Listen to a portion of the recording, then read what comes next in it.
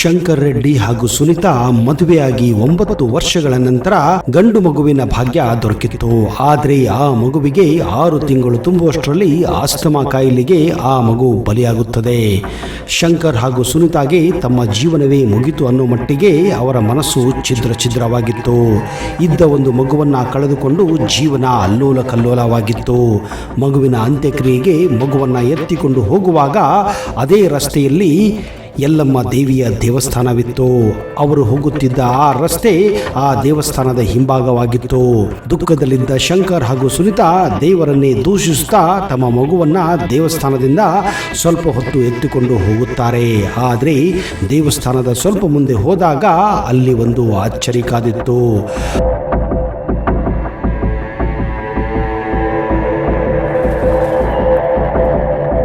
ಜೀವ ಇಲ್ಲದ ಮಗುವಿಗೆ ಜೀವ ಬಂದಿತ್ತು ಎಂದರೆ ನೀವು ನಂಬುತ್ತೀರಾ? ಅಷ್ಟಕ್ಕೂ ಅಲ್ಲಿ ನಡೆದ ಪವಾಡ ಯಾವುದು, ಅಲ್ಲಿ ನಡೆದ ಚಮತ್ಕಾರ ಏನು, ಈ ಎಲ್ಲ ವಿಷಯ ನಿಮಗೆ ಗೊತ್ತಾಗಬೇಕೆಂದರೆ ಈ ವಿಡಿಯೋನ ಕೊನೆವರೆಗೂ ನೋಡಲೇಬೇಕು. ನಿಜಕ್ಕೂ ನೀವು ಯಲ್ಲಮ್ಮನ ಭಕ್ತರಾಗಿದ್ದರೆ ಈಗಲೇ ಈ ವಿಡಿಯೋಗೆ ಲೈಕ್ ಕೊಡಿ ಹಾಗೂ ಜೈ ಯಲ್ಲಮ್ಮ ಎಂದು ಕಮೆಂಟ್ ಮಾಡಿ.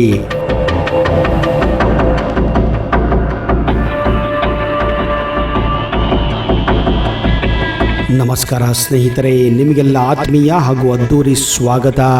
ದೇವರ ಚಮತ್ಕಾರಗಳು, ದೇವರ ಪವಾಡಗಳು ಈ ಭೂಮಿಯ ಮೇಲೆ ಈ ಕಲಿಯುಗದಲ್ಲಿಯೂ ನಡೆಯುತ್ತದೆ ಎಂದರೆ ಕೆಲವೊಮ್ಮೆ ನಂಬಲು ಅಸಾಧ್ಯವಾಗದಂತಹ ಮಾತುಗಳು. ಆದರೆ ಅಂಥದೊಂದು ಪವಾಡ, ಅಂಥದೊಂದು ಅಸಾಧ್ಯವಾದ ಘಟನೆ ಕೇವಲ 3 ತಿಂಗಳ ಹಿಂದೆ ನಮ್ಮ ನೆರೆಯ ರಾಜ್ಯವಾದಂತಹ ತೆಲಂಗಾಣದ ರಾಜಧಾನಿ ಹೈದರಾಬಾದ್ನಲ್ಲಿ ನಡೆದು ಹೋಗಿದೆ.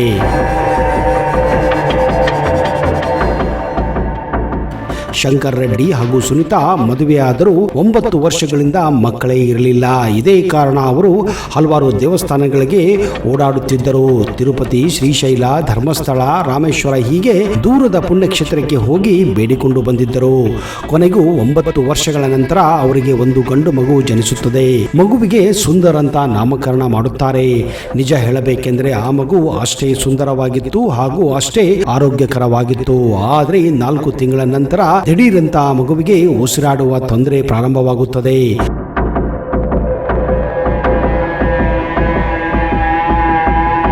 ಶ್ವಾಸಕೋಶದ ತೊಂದರೆ ಇದೆ ಎಂದು ಡಾಕ್ಟರ್ ಹೇಳುತ್ತಾರೆ. ಅಂದರೆ ಅದು ಆಸ್ತಮಾ ಕಾಯಿಲೆ ಆಗಿತ್ತು. ಇದಕ್ಕೆ ಹೆದರುವ ಅವಶ್ಯಕತೆ ಇಲ್ಲ, ಸರಿಯಾದ ಟ್ರೀಟ್ಮೆಂಟ್ ಕೊಟ್ಟರೆ ಅದು ಸರಿ ಹೋಗುತ್ತದೆ ಎಂದು ಡಾಕ್ಟರ್ ಕೂಡ ಸಲಹೆ ನೀಡುತ್ತಾರೆ. ಆದರೆ ಅದೇನೋ ಗೊತ್ತಿಲ್ಲ. 2 ತಿಂಗಳ ನಂತರ ಸೆಪ್ಟೆಂಬರ್ 3ನೇ ತಾರೀಕು ಶಂಕರ್ ಹಾಗೂ ಸುನಿತಾ ಮಧ್ಯೆ ಮಲಗಿದ್ದ ಸುಂದರ್ ಬೆಳಗ್ಗೆ ಹೇಳುವುದೇ ಇಲ್ಲ.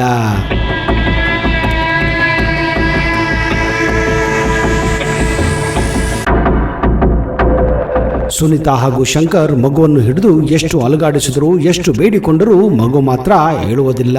ತಕ್ಷಣವೇ ಡಾಕ್ಟರನ್ನ ಕರೆಸಲಾಗುತ್ತದೆ. ಓಡೋಡಿ ಬಂದ ಡಾಕ್ಟರ್ ಮಗುವನ್ನು ಪರೀಕ್ಷೆ ಮಾಡಿದಾಗ ಆಗಲೇ ಮಗುವಿನ ಜೀವ ಹಾರಿ ಹೋಗಿತ್ತು.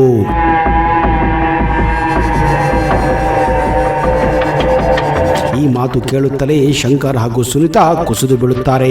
ಕೆಲಕಾಲ ಸುನಿತಾ ಎದೆ ಬಡಿತನೆ ನಿಂತು ಹೋಗುತ್ತದೆ. ಹೌದು, ಕಣ್ಣು ಮುಂದನೆ ತಂದೆ ತಾಯಿ ಮಗುವನ್ನು ಕಳೆದುಕೊಳ್ಳುವುದು ಈ ಭೂಮಿಯ ಮೇಲೆ ಅತ್ಯಂತ ಕಠಿಣದ ಸಮಯವಾಗಿರುತ್ತದೆ. ಹೇಗೋ ಗಂಡ ಹೆಂಡತಿಯನ್ನು ಸಮಾಧಾನ ಮಾಡಿ ಸಂಬಂಧಿಕರು ಹಾಗೂ ಸ್ನೇಹಿತರು ಮಗುವಿನ ಅಂತ್ಯಕ್ರಿಯೆಗೆ ಸಜ್ಜಾಗುತ್ತಾರೆ.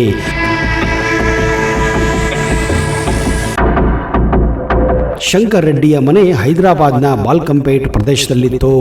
ಅಲ್ಲಿಂದ ಮಗುವಿನ ಎತ್ತುಕೊಂಡು ಶಂಕರ್ ಹಾಗೂ ಅವನ ಸಂಬಂಧಿಕರು ಮತ್ತು ಸ್ನೇಹಿತರು ಬಾಲ್ಕಂಪೇಟ್ ಪ್ರಸಿದ್ಧ ರೇಣುಕಾ ಯಲ್ಲಮ್ಮನ ದೇವಸ್ಥಾನದ ಹಿಂಬದಿಯ ರಸ್ತೆಯಿಂದಲೇ ಸ್ಮಶಾನಕ್ಕೆ ಹೋಗಬೇಕಾಗಿತ್ತು. ಮನಸ್ಸಿನಲ್ಲಿ ಶಂಕರ್ ಹಾಗೂ ಸುನಿತಾ ದೇವಿಯನ್ನ ದೂಷಿಸುತ್ತಾನೆ ಹೋಗುತ್ತಿದ್ದರು.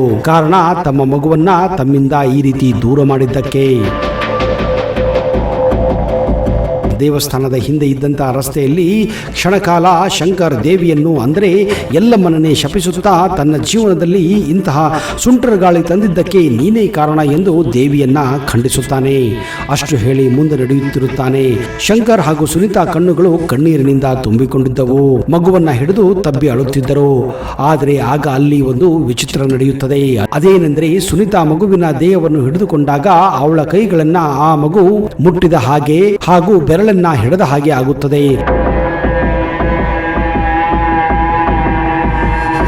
ತಕ್ಷಣವೇ ಸುನಿತಾ ತನ್ನ ಗಂಡನನ್ನ ನಿಲ್ಲಿಸುತ್ತಾಳೆ. ಮಗುವಿನ ಮೇಲೆ ಮುಚ್ಚಿದ್ದ ಬಟ್ಟೆಯನ್ನ ತೆಗೆಯುತ್ತಾಳೆ.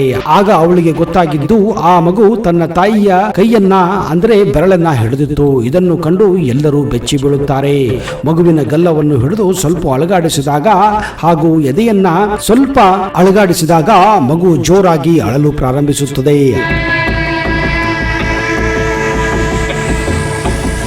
ಅಲ್ಲಿದ್ದ ಜನ ನಿಜಕ್ಕೂ ಇದನ್ನು ಕಂಡು ದಿಗ್ಭ್ರಾಂತರಾಗುತ್ತಾರೆ. ಜೀವ ಕಳೆದುಕೊಂಡಂತಹ ಮಗು ಇದ್ದಕ್ಕಿದ್ದ ಹಾಗೆ ಜೀವಂತವಾಗಿತ್ತು. ಇದನ್ನು ಕಂಡ ಶಂಕರ್ ರೆಡ್ಡಿ ಹಾಗೂ ಸುನಿತಾ ಕೆಲಕಾಲ ಮೂಕ ವಿಸ್ಮಿತರಾಗುತ್ತಾರೆ. ನಿಜಕ್ಕೂ ಈ ಘಟನೆ ಅಲ್ಲಿ ನಡೆದಿದ್ದ ನೂರಾರು ಜನರಿಗೆ ಆಶ್ಚರ್ಯವನ್ನುಂಟು ಮಾಡಿತ್ತು. ಆಗ ಸುನಿತಾ ಹಾಗೂ ಶಂಕರ್ಗೆ ಗೊತ್ತಾಗಿದ್ದು ಆ ರೇಣುಕಾದೇವಿ ಎಲ್ಲಮ್ಮನ ಪವಾಡವೇ ಎಂದು.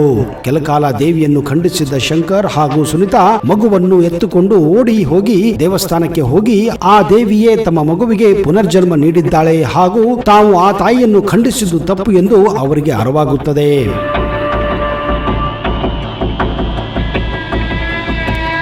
ಹೌದು, ಈ ಒಂದು ಘಟನೆ ಹೈದರಾಬಾದ್ನಲ್ಲಿ ದೊಡ್ಡ ಸುದ್ದಿಯನ್ನೇ ಮಾಡಿತ್ತು.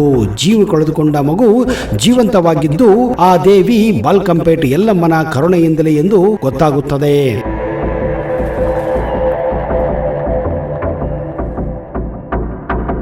ನೋಡಿದಿರಾ ಸ್ನೇಹಿತರೆ, ಏನೆಲ್ಲ ಚಮತ್ಕಾರಗಳು, ಏನೆಲ್ಲ ಪವಾಡಗಳು ಈ ಕಲಿಯುಗದಲ್ಲಿಯೂ ಕೂಡ ನಡೆಯುತ್ತಿದೆ ಅಂದ್ರೆ ಆ ದೇವರು ಇದ್ದಾನೆ, ಆ ದೇವಿ ಇದ್ದಾಳೆ. ನಂಬಿದರೆ ಹೋದ ಜೀವ ಕೂಡ ವಾಪಸ್ಸು ಬರುತ್ತದೆ ಅನ್ನುವುದಕ್ಕೆ ಈ ಒಂದು ಘಟನೆಯೇ ಸಾಕ್ಷಿಯಾಗಿದೆ.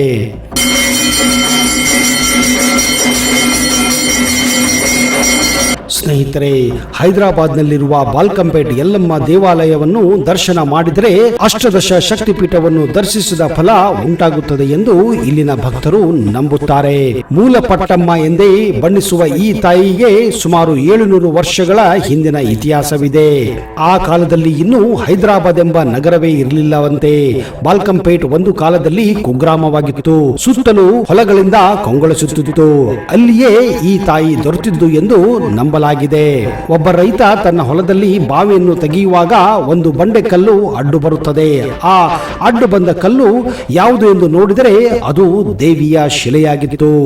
ಈಗ ಅಲ್ಲಿಯೇ ಈ ದೇವಸ್ಥಾನವನ್ನ ಕೂಡ ಪ್ರತಿಷ್ಠಾಪನೆ ಮಾಡಲಾಗಿದೆ. ಸ್ನೇಹಿತರೆ, ನಿಮಗೇನಾದರೂ ಅವಕಾಶ ಸಿಕ್ಕರೆ ಹೈದರಾಬಾದ್ಗೆ ಹೋದಾಗ ತಪ್ಪದೆ ಬಾಲ್ಕಂಪೇಟ್ ದೇವಸ್ಥಾನಕ್ಕೆ ಭೇಟಿ ಕೊಟ್ಟು ಪುನೀತರಾಗಿರಿ. ಒಂದು ವೇಳೆ ನಿಮಗೆ ಈ ವಿಡಿಯೋ ಇಷ್ಟ ಆದಲ್ಲಿ ಜೈ ರೇಣುಕಾಂಬ, ಜೈ ಯಲ್ಲಮ್ಮ ಎಂದು ಕಮೆಂಟ್ ಬಾಕ್ಸ್ ಅಲ್ಲಿ ಹಾಕಿ. ಅಲ್ಲಿಯವರೆಗೆ ಜೈ ಹಿಂದ್, ಜೈ ಕರ್ನಾಟಕ. ನಿಮಗೆಲ್ಲ ಶುಭವಾಗಲಿ.